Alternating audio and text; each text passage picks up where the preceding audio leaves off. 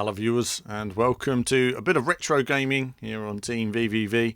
With the release of the Forza Motorsport Ayrton Senna McLaren this week, I thought we'd take a look at another Ayrton Senna experience with Ayrton Senna's Super Monaco Grand Prix 2 on the Sega Megadrive.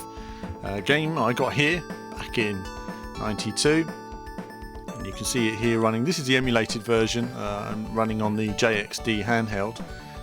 Hence we're testing out some of the scanline options as well. They're on there, which look excellent.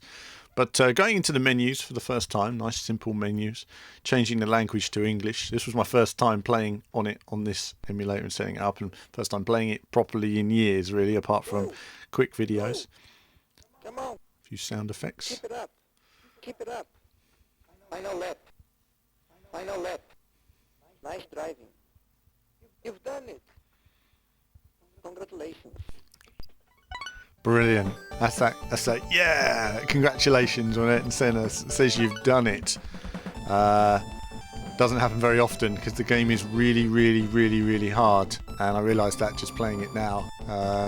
It's actually super difficult to get used to. As soon as you get into it, you realise how quick you've got to be, but I'm going to talk my way through it a little bit. Played it back in the day, of course. Was never that good at it, and didn't really enjoy it, honestly. The courses, as you'll see, some of them aren't quite like the real courses. I mean, they look like the courses on the map, and then you play them and they're not so much like the real courses. But we've had the Mexican Grand Prix recently. I thought, let's put up a grid. We've got up to 16 cars, so let's do 15 cars and just a couple of laps, and we'll look at a couple of different courses. Automatic 4-speed or 7-speed manual. We'll note the Megadrive had 3 buttons on the controller back then. Pushing up and down would happen by accident all the time when you're going from side to side, so generally I'd leave it on automatic, which made you slower. You'll hear me push up by accident anyway, but either way, racing along through the start, which was always really tricky, racing an all field of McLarens. No, not really McLarens. They're slightly yellow, so they're not really, but they are. And now, I remember thinking to myself, right, let's brake and accelerate into the corners, and realising that really you just don't use the brake generally.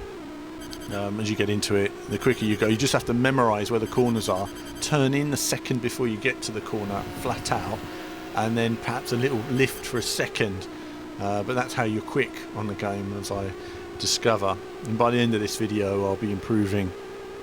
Going around that long final corner, it might have seemed easy to avoid that guy. It just wasn't moving across.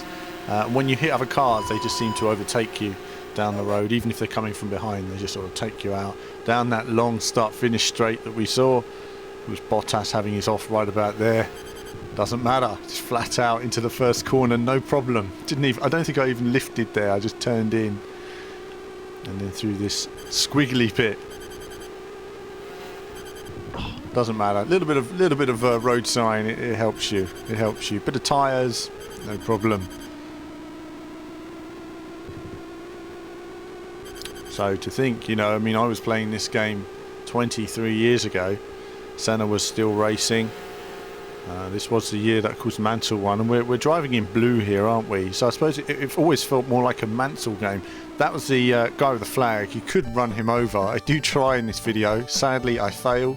I'm sorry to those of you who played the game, but if you hit him, he just sort of flies miles into the distance. Look at that. That's basically what he does. Then you have Senna GP mode.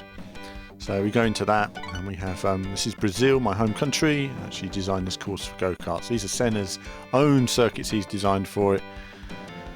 Looking forward to the day when one of the children who drives here becomes the world champion. Well, we'll see. We'll see. So, first you have your preliminary race. I call it a preliminary race rather than qualifying, which is interesting. But generally this is learn the track and get destroyed. So again, corners like this, you just want to take them flat. But I find that my car just isn't quick enough. I mean, I'm flat through those corners, just flat. Flat through there. A bit of a lift here, I think. A bit of a lift there. And then it's really slow on acceleration. So I lifted too long. I put my foot down, finger down, far sooner. But obviously it was quite limited. That's alright, bit of tyre, no problem.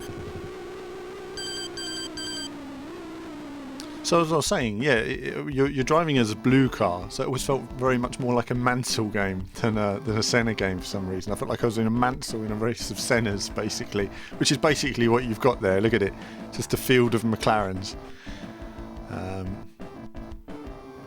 It's interesting how they use the blue. Tell me your thoughts on this game if you played it back in the day. The start, I always dreaded the start because you had to go through the middle and hope for the best. It's more luck than judgment here.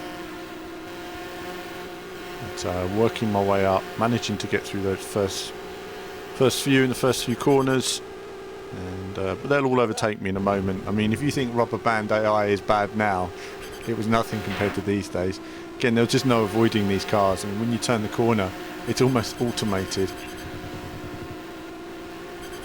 And I'm sure if I was using my arcade power stick for extra stability, I would be doing better. I am going to compare as well the emulation on there, as well as the probably the Megadrive itself, as well as the Retron 5 with this in the coming weeks, and looking at the different games and racing games from back in the day. So it's nice to do a bit of retro, because retro is retro gaming of all ages is my passion. So it's nice to go back and play some of these more simplistic experiences. Though I have to admit, this was never one of my favourite games ever. Got bored of it very quickly. We got Senna saying "come on" to you. That was always good. It's like egging you on. Come on. That's it.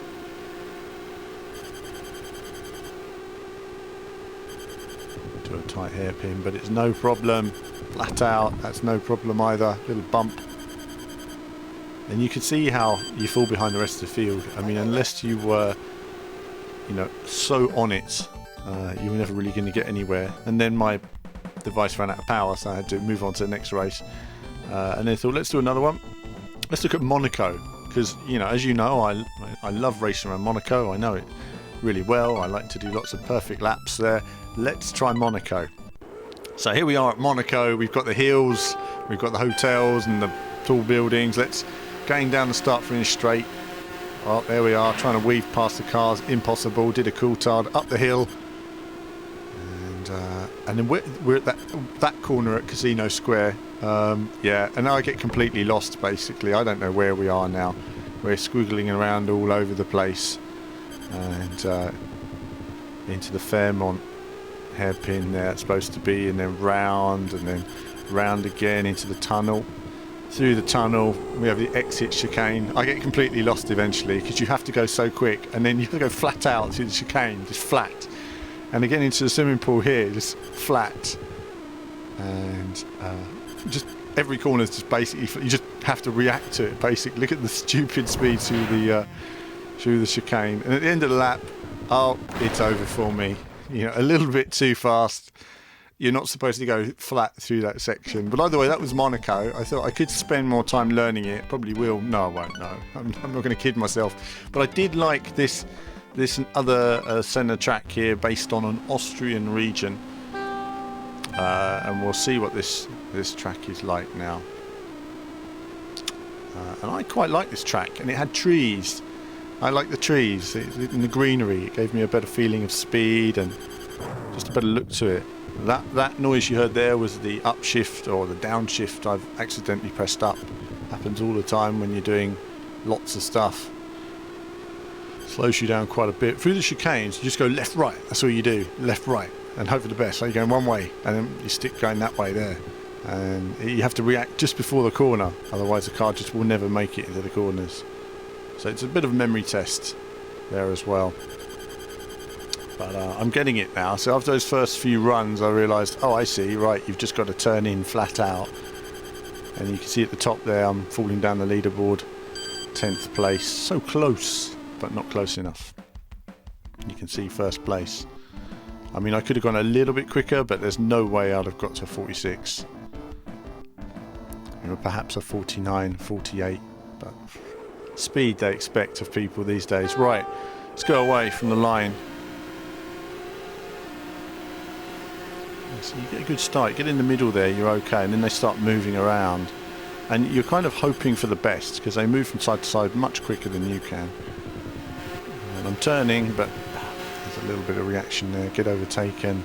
Just shows how quick they are. One mistake and they're all through, and that's it now. As soon as a car clips you as it goes past, it sort of finds you more and more, and that sends you all the way back. So now I've fallen nearly to the back, and I've got to try and work my way past these guys. That was close. That's it now. So getting more into the flow. Once you've got a bit of a clear track, you can actually steer the corners as you should, and you know, puts you in a better position.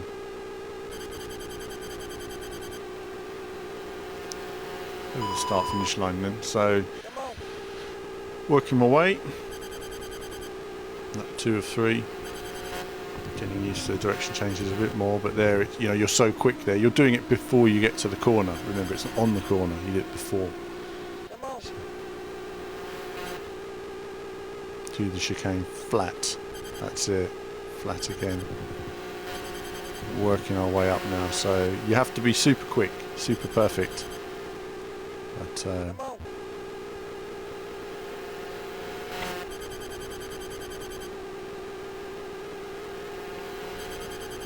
great to see these. So it'd be good to get, you know, more retro sort of on the channel. So I'm going to be doing some more retro gaming, and I'll link to that, and you know, make a new playlist of all this coming up on the channel, and hopefully some other formats as well. I'm going through a lot of what I've got behind me. I've been meaning to do it for years.